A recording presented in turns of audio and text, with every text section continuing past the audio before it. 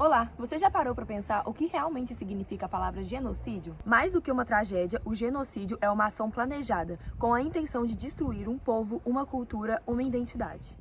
Neste vídeo, vamos entender o que é genocídio, como ele acontece, por que muitas vezes é negado e como obras como o livro Maus, o podcast do História FM e o artigo da revista Tensões Mundiais nos ajudam a compreender e resistir a este tipo de crime. O termo genocídio foi criado em 1944 por Raphael Lemkin, um jurista polonês.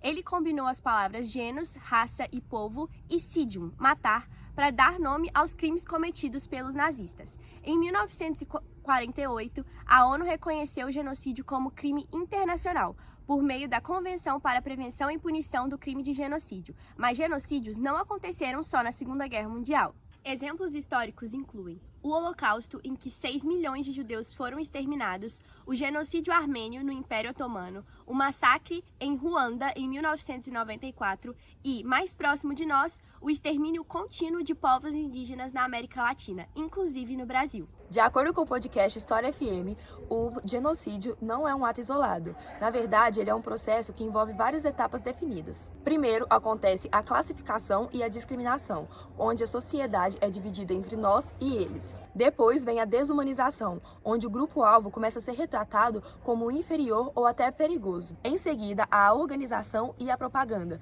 com leis racistas, discurso de ódio e manipulação da mídia. Isso tudo abre terreno para o extermínio, que envolve assassinatos em massa, deportações e campos de concentração. Por fim, vem a negação, onde os responsáveis tentam apagar e distorcer os fatos. E todo esse processo costuma contar com o apoio de leis, instituições e muitas vezes com o silêncio da comunidade internacional. O livro Maus, de Art Spiegelman, é uma das representações mais impactantes do Holocausto. A obra, em forma de história em quadrinhos, narra a vida de Władek Spiegelman, pai do autor e judeu polonês sobrevivente dos campos de concentração. O mais marcante é como o autor usa metáforas visuais. Judeus são retratados como ratos, alemães como gatos, poloneses como porcos, reforçando como o nazismo reduzia pessoas a estereótipos animais. Em Maus, vemos o desespero, a resiliência e também as marcas psicológicas deixadas pelo genocídio que atravessaram gerações. Władek sobreviveu, mas carrega traumas profundos. E o próprio autor, seu filho,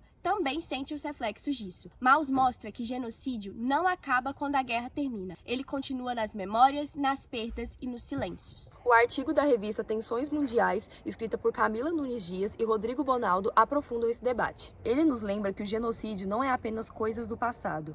Ele acontece muitas vezes em democracias e de maneira institucionalizada. O exemplo mais urgente é o genocídio contra povos indígenas no Brasil. O artigo analisa o desmonte das políticas de proteção aos indígenas, a invasão de terras tradicionais, a negligência do Estado, principalmente durante a pandemia, a morte cultural, quando línguas, modos de vida e cosmologias desaparecem. Esse processo muitas vezes não é reconhecido como genocídio, mas tem o mesmo efeito, o apagamento deliberado de um povo. É uma ferida coletiva. Quando não é lembrado, ele pode se repetir. O livro Maus nos mostra o impacto humano. O podcast explica os mecanismos. O artigo revela como a violência pode continuar até hoje sob outras formas. Por isso, lembrar é resistir. É por meio da educação, da arte e da memória que conseguimos dizer nunca mais.